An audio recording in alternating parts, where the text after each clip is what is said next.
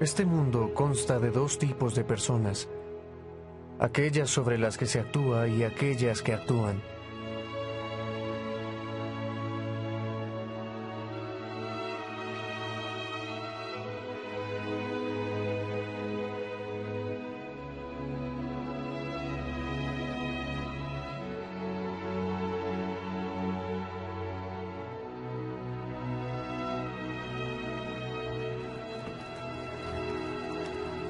Mi padre, un cantero llamado John Rowe Moyle, siempre fue alguien que actuaba. Él y mi madre, Philippa, se convirtieron debido a un artículo publicado por un enemigo de la iglesia que le causó tanta curiosidad que estaba determinado a aprender más. Pero puede estar seguro de que esas acusaciones son falsas. Accedieron a bautizarse la misma noche en que se les enseñó el Evangelio. El 11 de abril de 1856, la familia dejó Plymouth, Inglaterra, y siguieron el llamado de ir a Sion. Después de llegar a Boston, fueron a Iowa City en ferrocarril, donde mi padre esperaba comprar una carroza para cruzar las planicies hasta Salt Lake. Cuando supo que no había ninguna, se les presentó otro modo de viaje.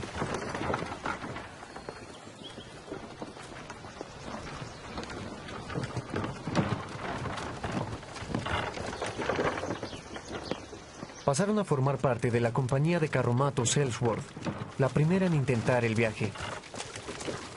Desde el principio fue una jornada peligrosa. Jueves 26 de junio de 1856. Viajamos alrededor de 1,5 kilómetros. Hacía mucho calor. Solo se permitía media libra de harina por persona al día. Con tanta hambruna, pronto sobrevino la muerte. Los jóvenes y los débiles fueron los primeros en sucumbir.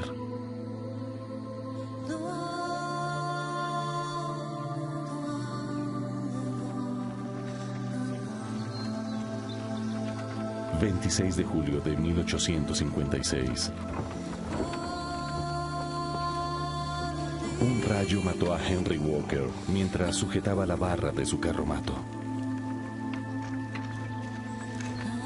Acarrearon su cuerpo a 3 kilómetros del campamento y lo enterraron allí. Cuando lo vi muerto, pensé en sus palabras en una reunión de oración 2 o 3 días antes. Dijo: prefiero morir con mis manos en mi carromato con la vista puesta en Sion que flaquear y quedarme por el camino.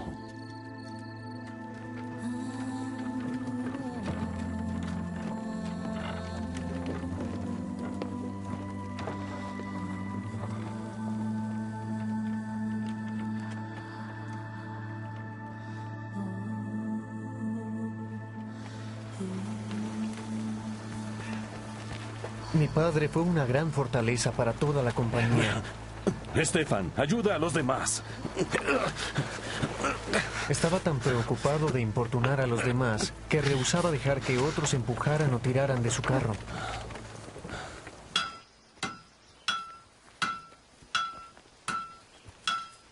El 26 de septiembre de 1856, finalmente llegaron a Salt Lake. Para todos aquellos que vieron el estado precario de la compañía, era muy evidente lo difícil que había sido la travesía.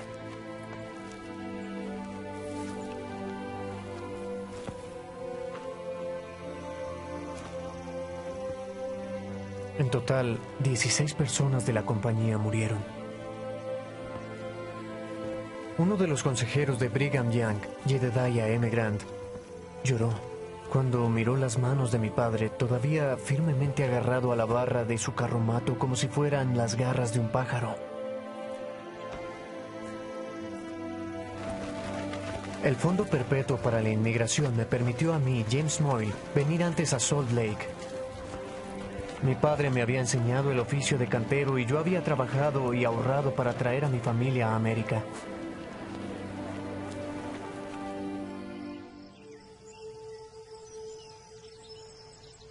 La vida en Sion fue buena para mi padre. quien se recuperó rápidamente y comenzó a buscar un lugar para establecerse. ¡Oh! ¡Qué susto!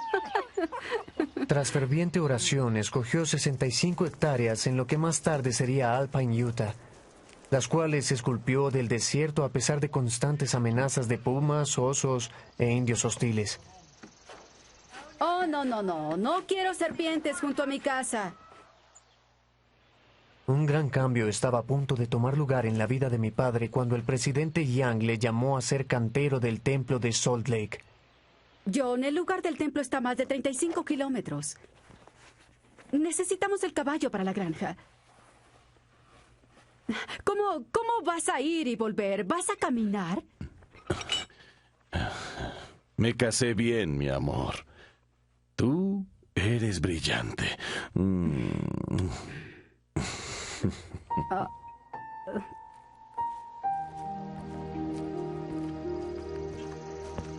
Él sabía que el Señor provee el camino para llevar a cabo las cosas que pide, y mi padre nunca ponía excusas.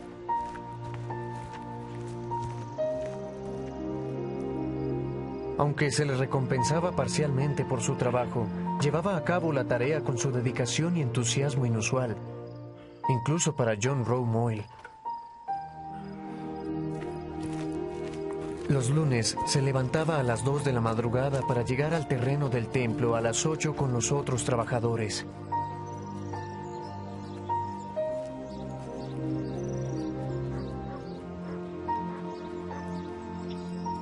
Yo recién me había casado y vivía en Salt Lake. Mi padre se quedaba con nosotros durante la semana y luego comenzaba su viaje a casa cuando terminaba su trabajo el viernes por la tarde. Lo sabía.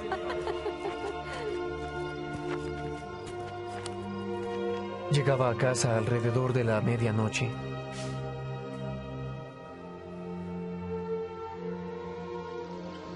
El sábado era su único día en la granja para hacer los quehaceres necesarios en las 65 hectáreas.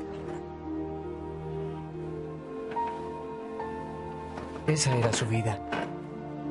Semana tras semana, mes tras mes, y así, año tras año. Hasta hacerlo por casi 20 años.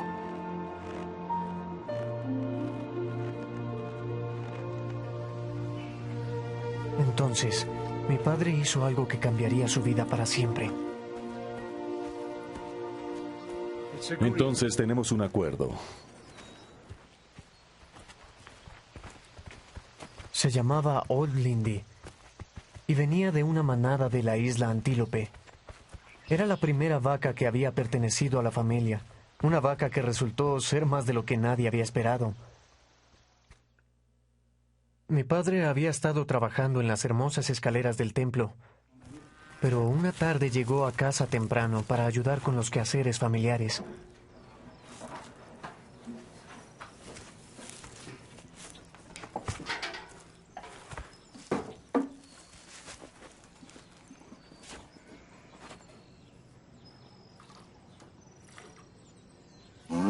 Oh, Lindy. Pórtate bien. Bien. Quizá mi padre era impaciente con ella, o quizás Old Lindy estaba teniendo un mal día.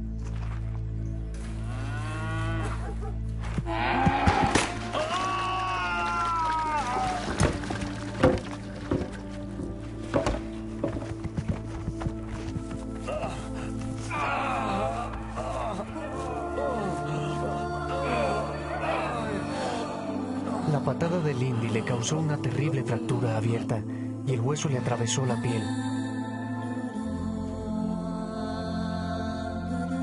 La única opción era amputar.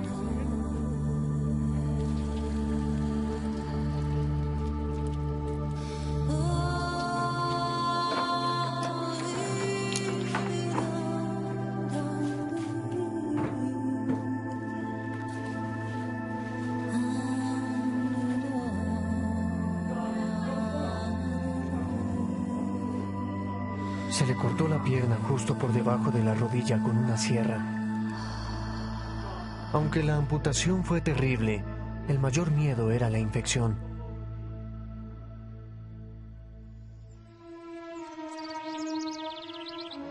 La primavera llegó y no se infectó.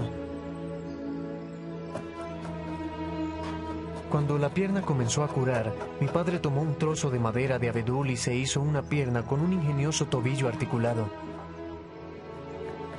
Talló un pequeño cuenco y forró el interior con una pieza de piel. Hizo correas para poner alrededor de su cintura y mantener la pierna en su lugar. Cuando pudo, se la puso. Y a pesar del dolor, caminó alrededor de la casa con esa pierna hecha a mano.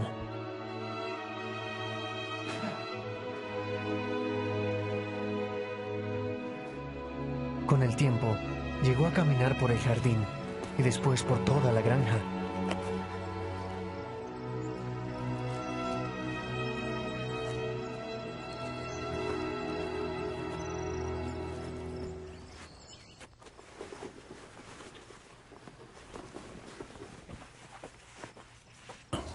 John, ¿qué haces? Estoy empacando. ¿A dónde vas? A Salt Lake. John, ¿por qué tienes que ir a Salt Lake? Bueno, no recuerdo que me hayan relevado como cantero. ¿Y tú? Mi dulce y querido esposo, hay suficiente trabajo que hacer en el reino aquí. Tan solo eres un cantero. Estoy segura de que el Señor tiene suficientes personas en Salt Lake para continuar con ello. Pero es mi llamamiento.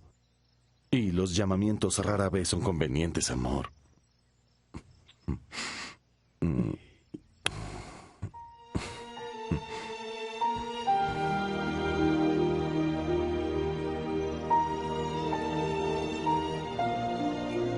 Para muchos, la pérdida de una pierna significaría la pérdida de su vida. Pero no para John Rowe Moyle.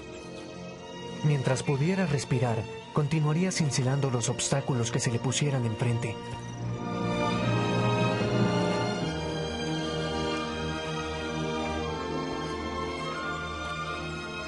En 1885, John Rowe Moyle escogió una vez más actuar. A los 77 años, cojeó los 35 kilómetros al templo de Salt Lake y escaló los 30 metros de andamiaje y continuó su labor como cantero del templo de Salt Lake.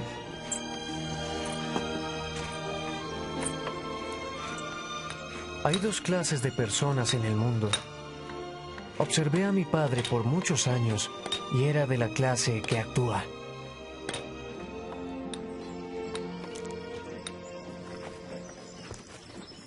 ¡Padre! ¡Te quiero, papá!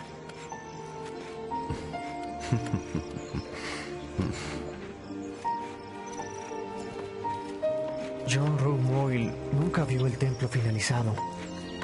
Falleció en 1889, 4 años antes de la dedicación. Pero su artesanía, tallada en lo alto de la pared oriental y escrita por un profeta siglos antes, continúan viéndola millones de personas.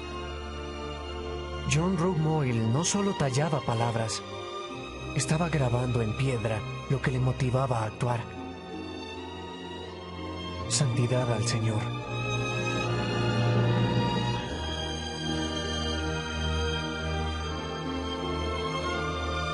Cuando Thorleif S. Neyfus creó el monumento El Pionero de los Carromatos, el hombre al que escogió como modelo fue nada menos que John Rowe Moyle.